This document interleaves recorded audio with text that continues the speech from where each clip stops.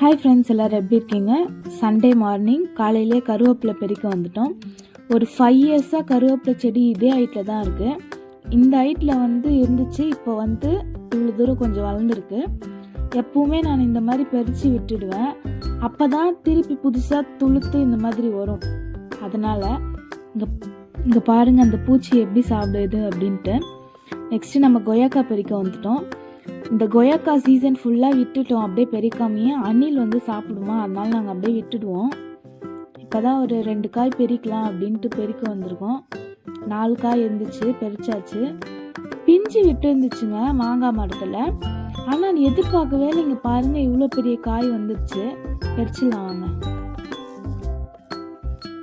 பெரிச்சாச்சு, எப்படி இருக்குன்ட்டு பாருங்கள். ஆனால் இந்த மரத்தில் இந்த சைஸ் தான், இதுக்கு மேலே அவ்வளோ பெருசாகாது. இன்னைக்கான அறுவடை இதுதான். தேங்க்யூ, பாய்.